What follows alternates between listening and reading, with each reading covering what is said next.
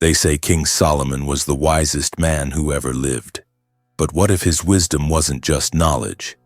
It was power. Power to speak the language of angels and command the will of demons. Power to build a temple that wasn't made of stone, but of silence. Beneath the stories of gold and glory lies another Solomon, a hidden master of the invisible, the alchemist who turned words into worlds and found that true wisdom is not light, but the fire that burns before creation begins. Welcome to the hidden wisdom of King Solomon. Some names are whispered by time. Others seem to hum beneath the skin of creation itself. And Solomon is both. He's the echo that refuses to die, the riddle that refuses to close. You can trace his shadow through scripture. You can search for him among the dust of kings and the polished columns of ancient temples. But you will never find him there. Because Solomon doesn't live inside history. He breathes in the space between history and myth. He lives in that forbidden corridor where language turns to light, where faith becomes an equation, and where the word itself becomes a force that shapes reality. To call him a king is almost an insult. Solomon was an operator of the unseen, an architect of energy, a man who could hold the unutterable name of God within the palm of his hand and seal spirits with geometry. He built a temple not for worship but for convergence, a place where the visible and invisible would finally meet. Forget the Solomon of children's Bibles. The one we're about to meet is the Solomon whispered about in the back rooms of Kabbalists, invoked by Sufi mystics, feared by magicians, and admired by alchemists.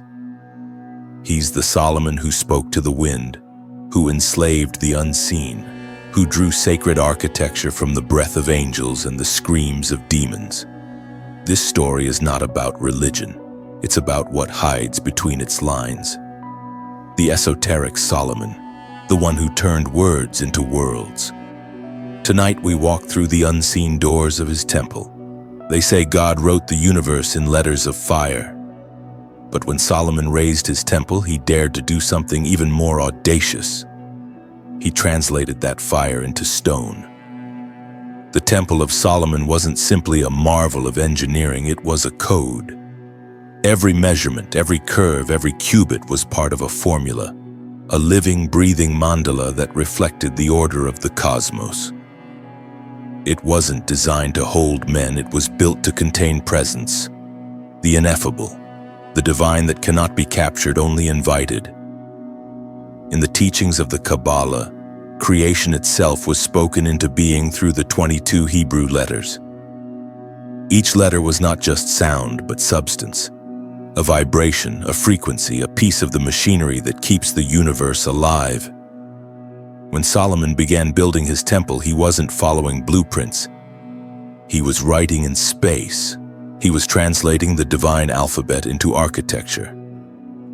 The Book of Formation, Sefer Yetzirah, teaches that these letters are the seals of the cosmos, the invisible framework that holds the four corners of existence.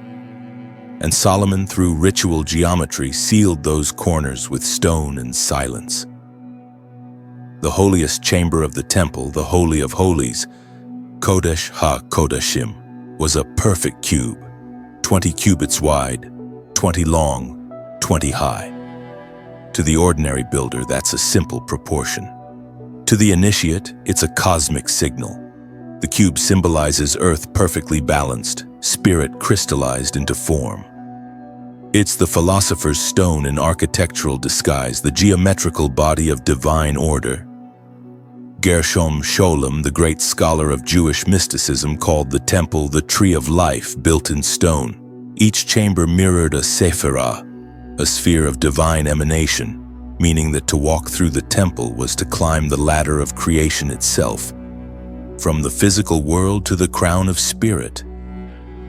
The temple wasn't built for worship, it was the act of worship, and yet Solomon did not build it alone. The scriptures mention a mysterious craftsman, Hiram Abiff, the master of bronze and fire.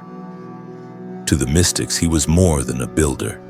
He represented the fusion of Hebrew revelation and pagan wisdom, the union of fire and form, of divine inspiration and earthly technique. Together they forged more than a monument. They constructed a metaphysical engine, a harmonic mirror of the universe. But here lies the riddle that has haunted scholars for centuries. Who gave Solomon the plans? The scriptures say God. The mystics say otherwise.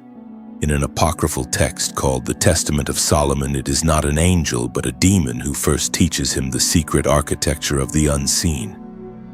In this tale, Solomon receives a ring, a divine instrument engraved with the sacred name. With it, he commands spirits, not through violence, but through knowledge. The ring grants him dominion over invisible builders, entities of fire and shadow who lift stones that no human could move. It's a narrative that shocks the devout but fascinates the initiate, because it suggests an ancient truth, that light is born only through the mastery of shadow. A temple is not built with innocence, it's built with integration. Solomon did not banish darkness, he shaped it. He turned chaos into order, turned the unclean into the sacred. Every stone in his temple carried both light and shadow, just as every soul must. Centuries later, the Freemasons would make Solomon their eternal symbol. To them, the temple was never truly destroyed, because it exists within the human mind. Every initiate with every degree of knowledge rebuilds it brick by brick inside themselves. The temple is not a building, it's a labyrinth. Every corridor is a lesson, every symbol is a gate, and at the heart of this labyrinth lies the most terrifying truth. The Holy of Holies was empty, no statue, no throne, no image, only presence. The silence of the unnameable, the divine without form, that emptiness, that silence was the true secret Solomon built his temple to contain. For the deepest power does not roar, it waits. On the surface, Solomon's story seems like that of a king blessed with divine favor, a man of wisdom, wealth, and power. But beneath the crown hides something far more unsettling. For Solomon was not merely a ruler of men, he was a ruler of forces, and the symbol of that dominion was the ring. Not a jewel of vanity, but an instrument of command, engraved according to legend with the 72-fold name of God, Shem HaMepharash. To understand what that truly means, you have to step back into an ancient worldview, one that most of us have forgotten. In those times, a name was not just a word, it was the soul of a thing, its essence, its vibration, its key within the structure of reality. To know a name was to hold power over its being. Egyptian magicians called upon the hidden names of Ra to move the sun. Hindu mystics chanted mantras that embodied gods themselves. And in Hebrew mysticism, the unspoken name of God was believed to be the very code that sustains creation. To speak it was to alter the architecture of existence. Solomon was said to be one of the few who knew it. All 72 permutations derived from 3 cryptic verses in Exodus, not just syllables but frequencies. Each one a sound that vibrated through the tree of life, unlocking a different layer of reality. These were not prayers, they were programs. And Solomon, the linguist of heaven and earth, used them to command beings that existed beyond the veil. The Testament of Solomon describes how an angel, sometimes Michael, sometimes Raphael, appears before him bearing a ring forged of celestial gold. With this ring, the king can summon, bind, and interrogate spirits of the lower realms. But here's what makes his story unique. He doesn't simply banish them, he speaks to them. He wants to understand their nature, their place in the great mechanism of creation. When the first demon, Ornias, appears to him, Solomon asks not, "How can I destroy you?" but, "Under which star do you operate? What force do you serve?" Because the true magician, the true alchemist, now does not seek to destroy darkness, but to illuminate it. Each demon, each restless force is but an unrefined element waiting to be transformed. The temple was not just a building, it was a mirror. And through that mirror, Solomon saw that the underworld and the divine were not enemies. They were reflections of one another. Over time, the king captures 72 spirits, each bearing a name, a symbol, a vibration. Some appear monstrous, others radiant. Some teach sciences, others bring madness. But all are pieces of a single cosmic pattern, the unfiltered energies of creation waiting to be given form. These are the same 72 spirits that later appear in medieval grimoires like the Ars Goetia, the Lesser Key of Solomon. The church would later call them demons. But to the ancient initiates, they were intelligences, expressions of universal laws, the shadow faces of divine names. Eliphas Levi, the 19th century magician, wrote that Solomon's ring was not metal but will, the circle of the mind armed with the sword of the word. Whoever possessed it in truth had nothing to fear from heaven or hell. And perhaps that is why the Testament of Solomon reads less like a book of exorcisms and more like a psychological revelation. Because the forces Solomon binds are not only external, they are inner archetypes, impulses, desires, fears, obsessions, the entire pantheon of the unconscious. To master them is not to destroy them, but to integrate them, to assign them purpose, to place chaos under the governance of consciousness. Solomon becomes the architect not just of temples but of the psyche. The 72 spirits become laborers in the construction of the inner world, each seal a discipline, each invocation a mirror. And so the legend unfolds like a riddle with two meanings, one literal, one mystical. The ring is the key to dominion, yes, but it is also a mirror of self-mastery. The demons obey not because of magic metal, but because of the alignment of will and word. And the temple he builds? It is not merely of stone. It is the human soul itself, the living geometry of divine and shadow entwined. In Islam, the Quran speaks of Suleiman, the prophet king who commands the winds and the jinn. The spirits build palaces for him, carry thrones from across the world, and obey his every thought. Yet even in that tale there is a warning. When Solomon dies, his body remains upright, leaning on his staff. The jinn continue to serve him, thinking he still lives, until worms gnaw through the wood and the body falls. Only then do the spirits realize he has been dead all along. That moment, that silent collapse, carries the entire weight of Solomon's mystery. It reveals that even the subtlest powers bow to illusion, that true authority is never in gesture or domination, but in knowing. The ring, the staff, the temple, all are metaphors for one thing, the fusion of wisdom and will. Without wisdom, power corrupts. Without will, knowledge fades. Together they form the seal, the circle that keeps chaos in order. And so the story deepens. The 72 spirits are not monsters of hell, but teachers of the abyss.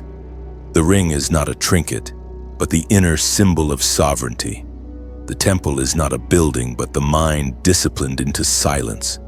Each is part of a triad: name, ring, spirit, vibration, focus, force. Whoever has one without the others is lost, but whoever unites them can shape worlds. That is why in Hermetic tradition, Solomon is not just the wise. He is Magus Rex, the mage-king, the alchemist of language, the lord of names. He is the one who discovered that wisdom is never safe, that illumination is a blade that cuts through illusion and leaves the world trembling in its nakedness. For wisdom, as Solomon learned, does not bring peace, it brings clarity. And clarity often feels like fire.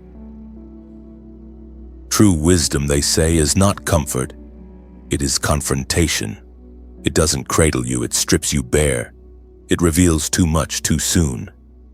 And Solomon, the so-called wisest of all men, paid that price in full. His Hebrew name, Shlomo, comes from shalom, peace. But the irony is divine, for Solomon's life was anything but peaceful. His name doesn't mean he lived in harmony, it means he understood it, understood the fragile balance between light and madness, order and entropy. He saw too far, knew too much, and it consumed him from within. When he asked God for wisdom, he wasn't asking for cleverness or counsel. He was asking for access to the divine code itself, the logos, the original vibration from which all existence was spoken. The text says he asked for chokmah, a Hebrew word that means more than intelligence. It is the second emanation on the tree of life, seated just beneath the crown, Kether. Chokmah is the mind of God before it divides into understanding and confusion. It is pure creative lightning, and fire, when grasped by human hands, always burns. In later writings like the Wisdom of Solomon, a text born from the mystic fusion of Judaism and Hellenism, wisdom becomes a living being, a luminous presence, feminine, seductive, dangerous. She is described as sitting beside the throne of God, and Solomon, intoxicated by her brilliance, calls her his bride. He loved her more than scepters or crowns, more than life itself. But to love wisdom is to love something that will never truly belong to you.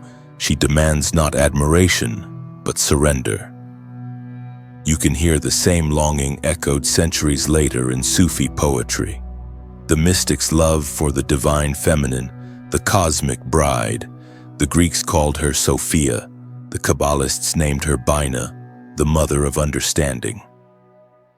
Solomon saw her face and was undone by it, because wisdom is not conquered, it possesses you.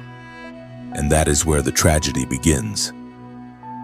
Solomon's knowledge of angels, of stars, of demons and dreams, it all became too heavy for one consciousness. The book of Ecclesiastes, traditionally attributed to him, reads like the confession of a man who has seen too much. For with much wisdom comes much sorrow. The more knowledge, the more grief. That line is not cynicism, it's diagnosis. It's the voice of the initiate who has looked into the mechanism of the cosmos and found nothing solid beneath it. The word translated as vanity in Ecclesiastes, Havel, actually means vapor, breath, mist. Everything, he says, is vapor. Slipping through the fingers. The world is a mirage of movement and decay. In that despair, we meet a new Solomon, no longer the triumphant king, but the weary alchemist, the man who has built the temple of the mind, only to realize it's made of smoke. Harold Bloom once wrote that Solomon might be the first figure in literature to embody the divided self, the man who is both master and prisoner of his own clarity. The more he understood, the less he could believe. And yet, in the paradox of mystical tradition, that despair is not failure. It is initiation. In the Sefer HaBahir, one of the earliest Kabbalistic texts, it says, "Wisdom is a tree that blooms only when its roots are planted in nothingness." Supreme wisdom, it teaches, is to know that you do not know. And so Solomon stands at the edge of sanity, crowned and broken, the first man to hold both heaven and hell within a single mind. But his downfall wasn't intellectual. It was human. The same man who could command spirits and speak the language of birds lost himself among the 1,000 faces of desire, 700 wives, 300 concubines. To the theologians, this was lust. To the mystics, it was a quest, a desperate search for the primordial feminine, the reflection of wisdom herself in mortal form. Each woman, they say, represented an aspect of the soul, a fragment of divine understanding he longed to unify. But the more he sought her in others, the further he drifted from her within himself.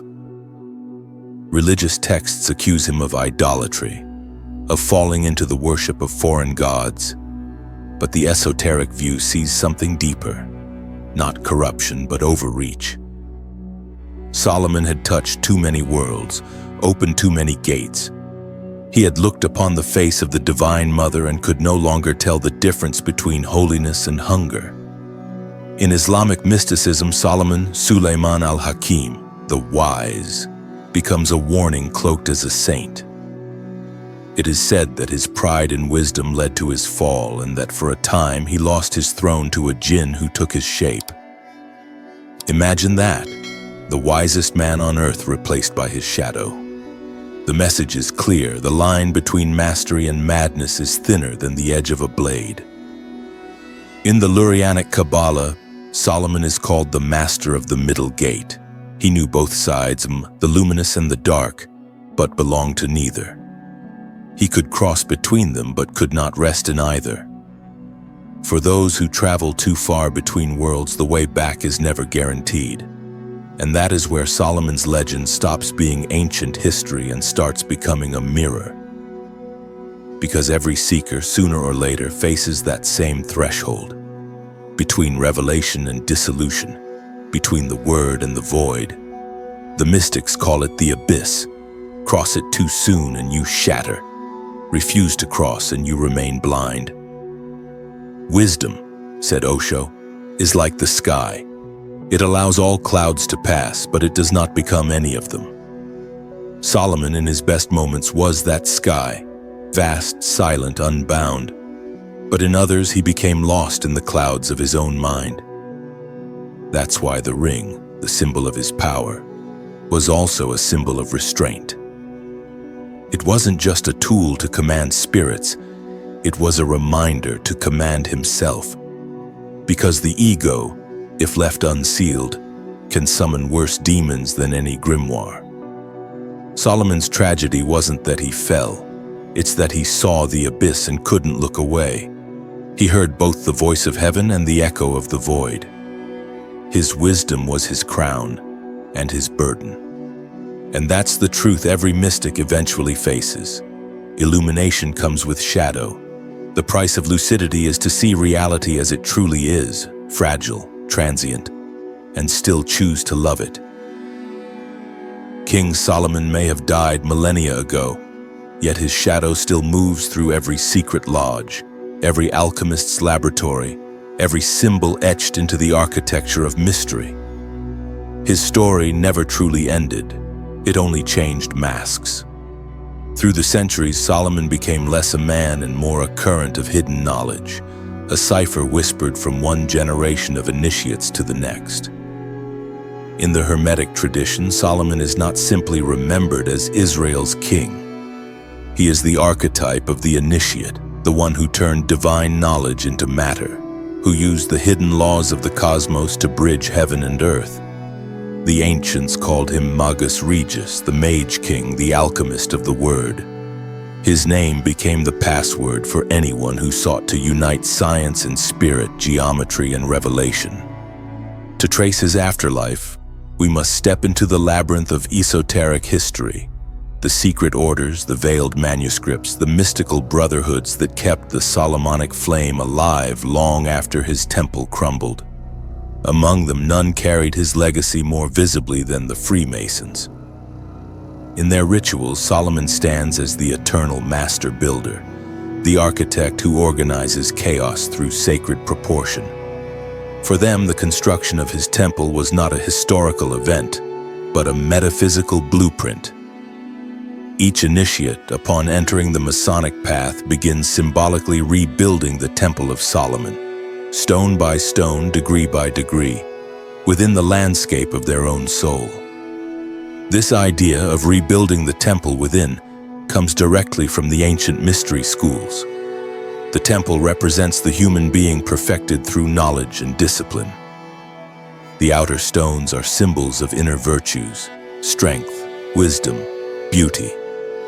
The tools of the builder, the compass, the square, the plumb line, are not instruments of architecture, but instruments of transformation.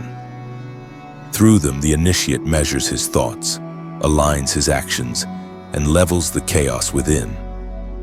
And yet, Freemasonry is only one branch of the Solomonic tree. The medieval grimoires, the Keys of Solomon, Clavicula Salomonis, and the lemegeton, or lesser key, portray him not as an architect, but as a supreme magician. These texts, written between the 13th and 17th centuries, claim descent from ancient Hebrew secrets. In them, Solomon is not the king who commands masons, but the one who commands spirits. His ring becomes a talisman of divine authority, his seal the circle of protection that separates order from chaos. The Key of Solomon is a manual of high ritual. It instructs the magician in everything from consecrating tools to invoking angels and planetary intelligences. Every prayer, every gesture, every symbol corresponds to a cosmic law. There's no superstition in it, only precision. The magician is not playing with forces, he is participating in the divine architecture. The Solomonic system works by correspondence.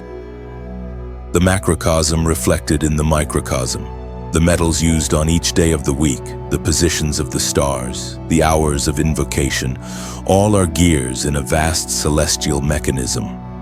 Then comes the lesser key, or Ars Goetia, the grimoire of 72 spirits echoing the 72 names of God and the 72 demons Solomon bound beneath his ring. Each spirit bears a sigil, a function, a rank.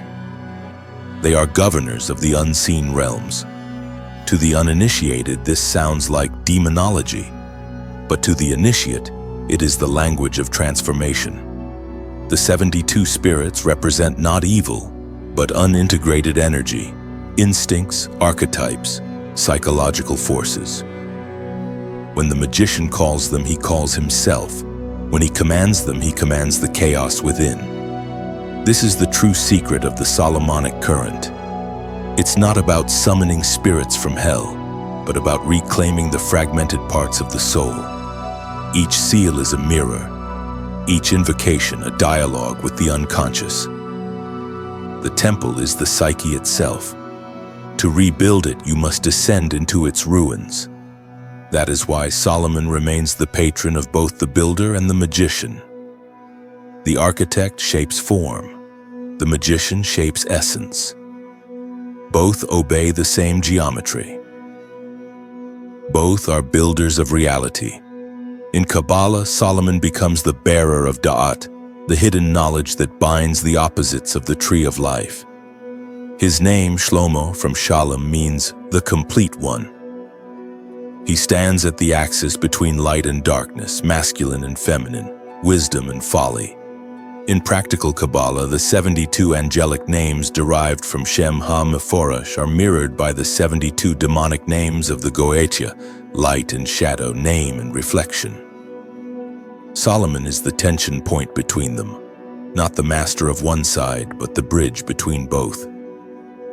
In some schools of Lurianic Kabbalah, Solomon is even seen as an embodiment of the Tzaddik, the righteous one who sustains the world through inner equilibrium. But even the Tzaddik bears a crack, a holy wound. Because every vessel of divine light must break before it can be remade. Solomon's wound is the same as every seeker's, the pain of knowing. The Islamic esoteric tradition carries this thread forward. In the Hikmat al-Ishraq, or wisdom of illumination, Solomon, Suleiman al-Hakim, is the prophet who commands the elements, who speaks the language of birds, who understands the invisible architecture of creation. To the Sufis, he is not just a prophet, but a symbol of the soul that has achieved mastery over the four elements: earth, air, fire, and water. The winds obey him because his inner world is in harmony. His dominion is not over others, but over himself. Even in Gnostic Christianity, Solomon appears as a luminous but tragic figure. In manuscripts like Pistis Sophia, his wisdom becomes synonymous with gnosis, the salvific knowledge that liberates the soul. Yet he is also portrayed as one who stumbled, who became too entangled in the illusions of the world. The Gnostics saw in him the eternal paradox, the initiate who ascends, falls, and ascends again. Because in the language of mystery, the fall is not failure, it is initiation. The descent into shadow is the only path to light. Solomon understood that every soul must build and destroy its own temple many times before truth can dwell within it. Today, his presence still echoes. In Rosicrucian orders, in Hermetic schools, in modern magic systems, his seal adorns altars and manuscripts. But more profoundly than Solomon lives on in every person who dares to become the architect of their inner temple, to take the raw material of chaos and carve it into harmony. The Temple of Solomon, they say, is rebuilt every time a human being brings their light into order. And that is why his legend never fades, because the work of the temple is never done. It is the eternal labor of consciousness itself. Every story of enlightenment ends the same way it begins, with a question. And Solomon's story is no different. Beneath the gold and the glory, beneath the crown and the ring, what truly remained of him? Was he a prophet, a magician, a philosopher, or just a man who tried to hold the infinite in human hands and paid the price for it? His legacy endures not because of what he built, but because of what he became, a mirror. To every seeker who dares to look within, Solomon reflects both the promise and the peril of wisdom. The temple he raised in Jerusalem may have fallen to dust, but the temple of consciousness he conceived still stands. Inside you, inside me, within anyone who chooses to seek truth beyond the veil of appearances. The deeper truth of Solomon's story is that every human being is a builder. Every thought, every intention, every act of awareness is a brick laid in the architecture of the soul. Most people build unconsciously, piling up noise and habit. But the few, the ones who awaken, build like Solomon, deliberately, symbolically, with sacred proportion. To build well, you must first learn the geometry of your own shadow. You must become both architect and alchemist, joining opposites, shaping chaos into form. The mystics of every age recognize this pattern. The Hermetic texts teach that the cosmos itself is a temple, and that man is its miniature reflection. As above, so below, says the Emerald Tablet. In that sense, Solomon's temple is not just a memory, it's a map. Its outer courts are the world of form, its inner sanctum, the still point of the soul where the divine presence rests. Between them lie countless chambers of initiation, each one a test, a mirror, a door. Freemasons, Rosicrucians, alchemists, they all inherited that map. But they also understood its warning. The temple cannot be entered by the unpurified. Power without purity collapses upon itself. Knowledge without silence turns to madness. That is the riddle of Solomon. He was wise enough to speak with angels, yet human enough to be haunted by his own desires. His fall was not the failure of the magician. It was the initiation of the man. For in the secret teachings, even falling has meaning. The descent into shadow is not exile. It's part of the rhythm of creation. The universe itself breathes in cycles of ascent and descent, expansion and contraction. The soul mirrors that pulse. Solomon's downfall, his arrogance, his entanglement, his despair was not the end of his story, but its completion. Only through the collapse of certainty could he glimpse the silence that God truly inhabits. That silence, the empty cube at the center of the temple, is the destination of every seeker. It's the stillness beneath the sound, the breath behind the word. The Shekinah, the divine presence, never needed gold or incense. It waits in that pure space within the heart where names dissolve and the self disappears. The sages say that when Solomon entered the Holy of Holies, he found nothing, and in that nothing, he found everything. Centuries later, mystics would read that emptiness as revelation. That God is not a being to be spoken to, but a silence to be entered. That the ring, the seal, the temple, the spirits, all of it, were metaphors for a single truth. Mastery is not control. It is surrender. The true king is not the one who commands heaven and hell, but the one who commands his own mind to be still. And perhaps that is why Solomon's story feels so alive even now, because every age creates its own version of him. The theologians make him a saint, the magicians a sorcerer, the philosophers a skeptic, the mystics a lover of God lost in divine intoxication.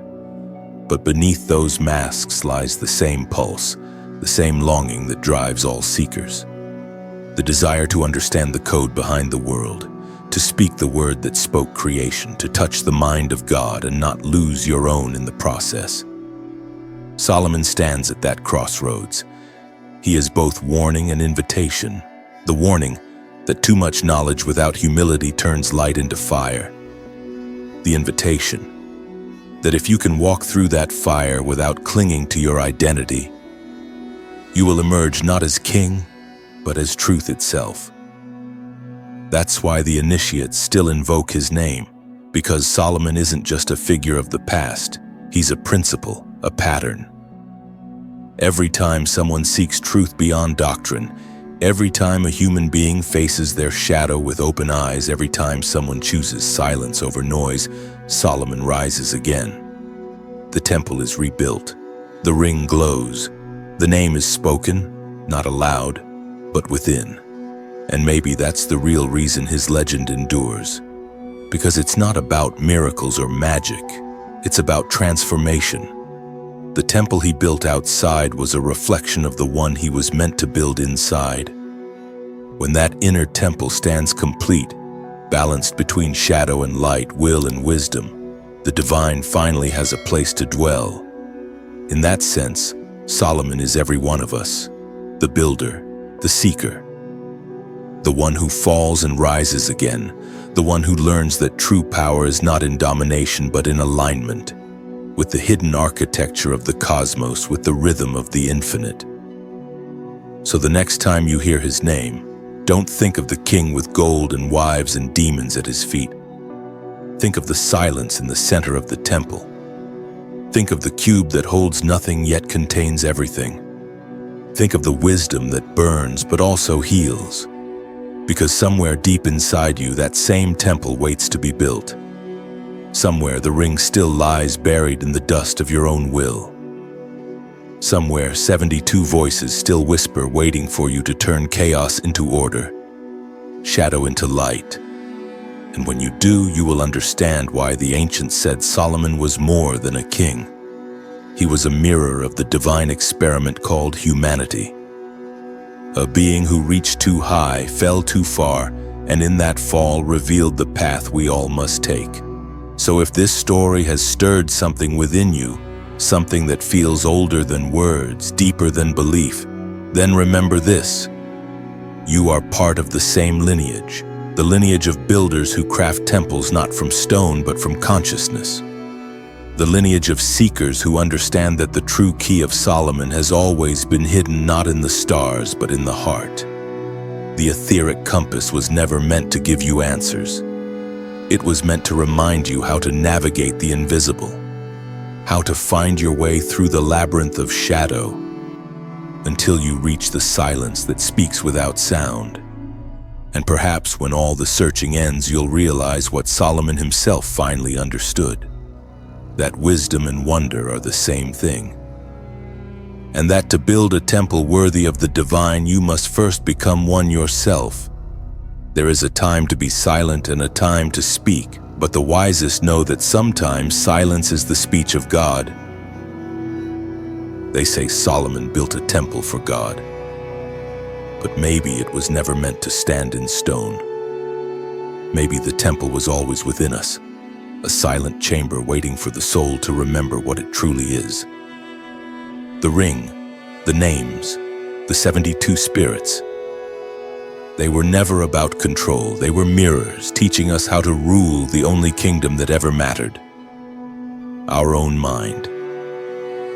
So when the noise of the world grows loud, remember Solomon's secret, that wisdom is not found in light alone, but in the courage to walk through the shadow and still choose love. Because the true temple is built every time a human being becomes whole again. This is the etheric compass,